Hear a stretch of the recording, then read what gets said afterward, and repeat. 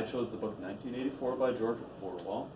This book was published in about 1950 after World War II, and it is really focused on the dystopian theme regarding the government, not a complete collapse of society, although some would feel that this is a complete collapse of society. War is peace, ignorance is strength, freedom is slavery. These are the principles in which the party rules by. The year is 1984, and Oceania is at war with East Asia, or at least this is what Winston can remember. Winston is a member of the party in which he works at the Ministry of Truth, distributing lies to the public in order for the party to be able to control them.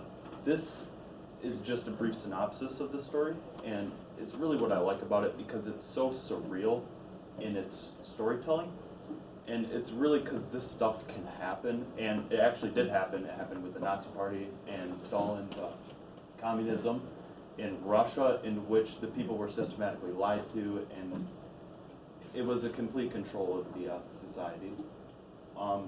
People that I think would enjoy this book is, like he said, the what if question, because although the what if question is a thing, this stuff did happen in real life.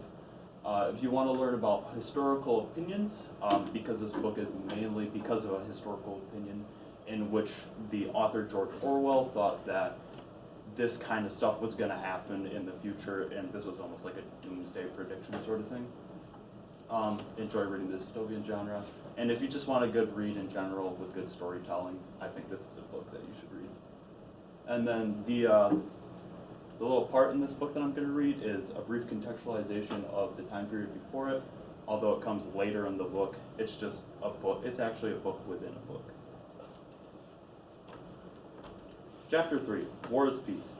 The splitting up of the world into three great superstates was an event which could be, and indeed was foreseen before the middle of the 20th century.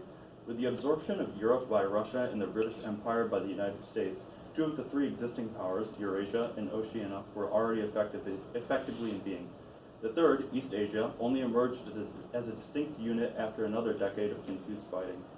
The frontiers between the three superstates are in some places arbitrary, and in others they fluctuate according to the fortunes of war, but in general they follow geographical lines.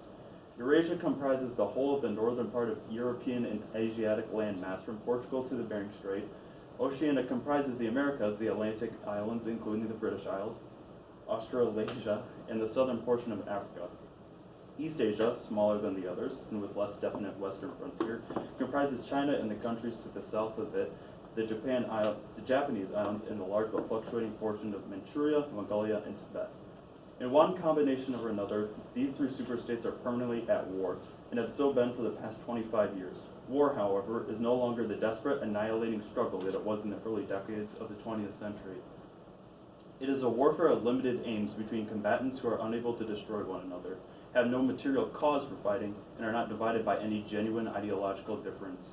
This is not to say that either the conduct of war or the prevailing attitude towards it has become less bloodthirsty or more chivalrous. On the contrary, war hysteria is continuous and universal in all countries.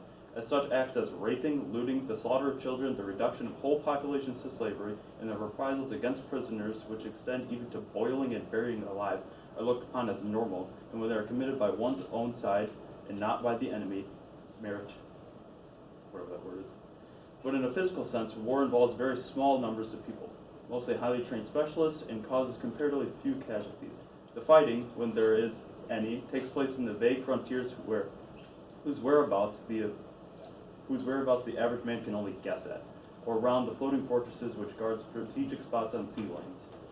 In the centers of civilization, war means no more than a continuous shortage of consumption goods and the occasional crash of a rocket bomb which may cause a few score of deaths.